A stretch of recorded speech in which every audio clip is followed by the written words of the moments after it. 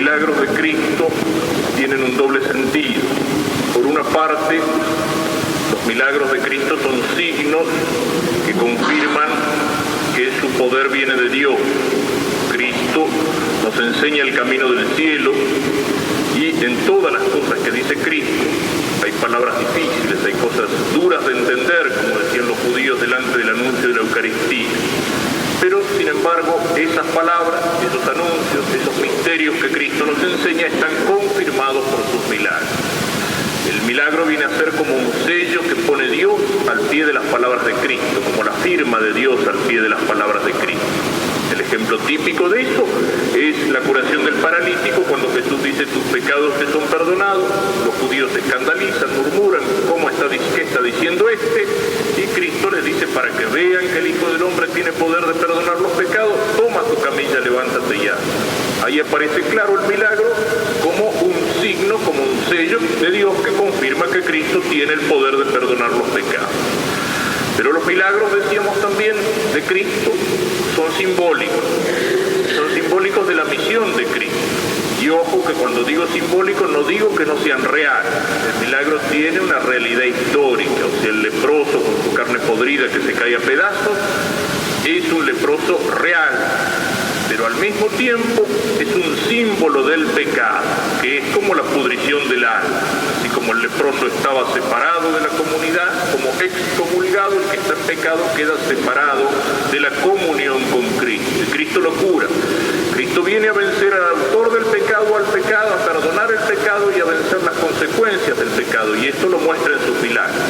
Expulsa a los demonios, vence al autor del pecado, perdona los pecados y vence las consecuencias del pecado, es decir, el dolor, la enfermedad y sobre todo la muerte. Estos dos elementos, el milagro como signo del poder de Dios y el milagro como símbolo que nos muestra la misión de Cristo, aparecen en las lecturas de hoy, sobre todo en la primera y en el Evangelio. En la primera, el profeta Isaías anuncia la venida de Cristo y dice: allí está vuestro Dios, que viene para salvarnos. Y el signo que da es: se iluminarán los ojos de los ciegos, se abrirán los oídos de los sordos, caminará el paralítico y hablarán los mudos. Esta profecía en la cual Isaías anuncia la venida de Dios, que tiene como signo los milagros que la confirman, se cumple en Cristo. Y por eso el Evangelio nos pone la curación del sordo mudo. Cristo cura al sordo mudo. Lo cura de una manera curiosa. En general, Cristo cura solamente con sus palabras. Basta una palabra de Cristo para que se cure una enfermedad. Cristo no utiliza, como los curanderos, no utiliza yuyos, ni gestos, ni signos. En general, cura solamente con su palabra. Hay dos milagros en los cuales Cristo recurre a un gesto físico o recurre a algún elemento. Aquí recurre al gesto de poner los dedos en las orejas del sordo y le toca la lengua con su saliva.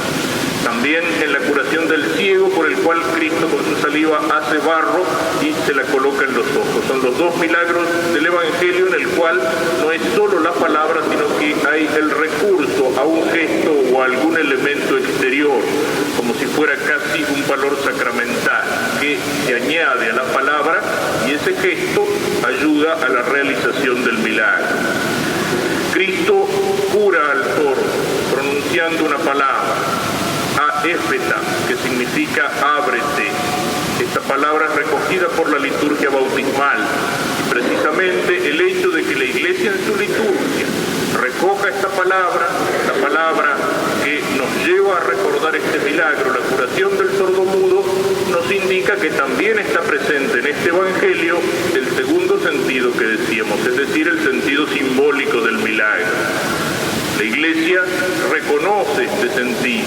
Cuando la Iglesia en Cuaresma nos habla de la curación del ciego de nacimiento, nos está diciendo que Cristo es la luz, no solamente la luz para el cuerpo, sino también la luz para el alma.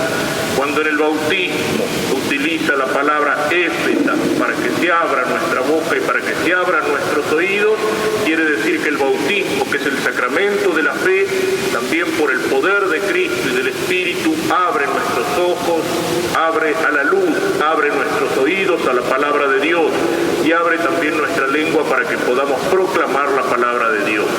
Así, la curación que hace Cristo de las enfermedades del cuerpo, de las miserias del cuerpo, es un símbolo real de la curación que hace el Señor de las enfermedades del alma y de las miserias del alma.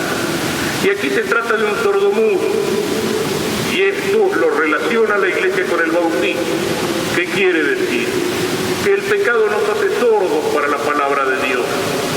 Y en primer lugar sordos, en segundo lugar mudos, sordos para la palabra de Dios, porque el pecado es como una inmundicia, como una basura que nos tapa los oídos para impedirnos escuchar la palabra de Dios.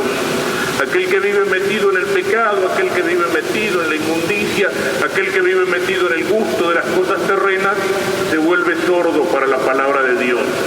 No la escucha, en primer lugar porque no quiere escuchar, porque la palabra de Dios le molesta, porque la palabra de Dios viene a tocarle la conciencia, porque la palabra de Dios quiere reprenderlo. Y entonces se cierra la palabra de Dios, la rechaza, se hace el distraído, no quiere escucharla, no quiere oír esa palabra que es un llamado a la conversión, que es un llamado al cambio de vida. Los hombres muchas veces por eso son sordos a la palabra de Dios. Si el anuncio de Cristo, si el Evangelio no nos trajera ningún compromiso en la vida, si el Evangelio fuera solamente aceptar una serie de verdades que no entraran de alguna manera para obligarnos a cambiar de vida, habría gente que no tendría ningún problema en aceptar que sí, que todo eso es verdad, que hay un Dios en tres personas, y si fueran 4 o 5 no tendrían ningún problema en aceptarlo. Pero cuando el Evangelio le exige un cambio de vida, le exige una conversión, le exige salir del pecado, le exige arrancar el corazón mal puesto en las criaturas de una manera desordenada, ahí no. Ahí aparecen las excusas, ahí aparece el no querer oír, el no querer entender la palabra de Dios. Somos sordos a la palabra de Dios por eso. No somos sordos a la palabra de Dios porque estamos demasiado ocupados con las cosas de la tierra. Recuerden que Dios habla en silencio. San Ignacio pone aquella imagen en la cual la palabra de Dios y lo que nos viene de Dios nos va penetrando, no con ruido, como puede hacer la gota de agua que cae sobre una chapa, sino como el agua que va penetrando la esponja de a poco. Y recuerden aquella imagen que más de una vez se la he puesto en retiro del profeta cuando pasa en el monte de Dios el viento, el fuego, la tormenta, el terremoto, y luego viene la brisa suave, y en la brisa suave estaba el Señor, y entonces el profeta se postra en tierra para adorar y para escuchar. Y San Juan de la Cruz, que nos dice: el verbo de Dios habla en silencio. Y el hombre tampoco tiene, el hombre moderno, junto al pecado, tiene también la ausencia del silencio. El estar metido en el ruido de las preocupaciones, en el ruido de las diversiones, en el ruido incluso material. No hay posibilidad de escuchar la palabra de Dios cuando uno vive metido en el ruido. Tengo demasiado que hacer y el hombre vive con preocupaciones pensando y hablando, por ejemplo, de plata todo el día, o de mujeres, o de deporte. Ese hombre no puede escuchar a Dios. El hombre que tiene miedo del silencio, porque en el silencio se encuentra con uno mismo, con su propia conciencia, y en el silencio se encuentra con Dios. Y entonces trata de llenarse de ruido. Esa imagen del tipo que tiene miedo del silencio, y que lo podemos ver en varias imágenes concretas de nuestra sociedad. El ruido que penetra todas las cosas. O sea, si uno no tiene la música, y la música fuerte, metida a todo lo que da, no solamente en el lugar donde se baila, sino también, qué sé yo, en el restaurante donde uno va a comer, o en el colectivo en que viaja, tiene que estar la música puesta, todo lo que da. En esos muchachitos que se meten en los juegos electrónicos, en los flippers, y se pasan las horas ahí con la cabeza llena de ruido, como para no pensar. En el tipo que se sienta delante de un televisor y se pasa las horas delante del televisor volviéndose tonto, sin hacer ningún esfuerzo mental, tragando todas las pavadas que vienen, y después se queja: pero qué porquería que son los programas, pero qué estúpidos que son los avisos, y se pasa las horas llenándose la cabeza de ruido. En el tipo que trabaja en la ciudad y sale al campo a descansar el fin de semana, pero se lleva la radio portátil para escuchar el partido, o si tiene también el televisor portátil, porque tiene que ir al campo a descansar, pero llevarse al campo el ruido de la ciudad, porque no sabe estar en silencio, porque no sabe contemplar ni siquiera la naturaleza, mucho menos en esa cabeza llena de ruido, llena de pavadas, llena de tonterías, llena de las últimas novedades, del resultado del partido, del baile, de la chica, música, de la maquinita, del ruido de la orquesta, en esa cabeza llena de ruido no hay silencio para escuchar la palabra de Dios.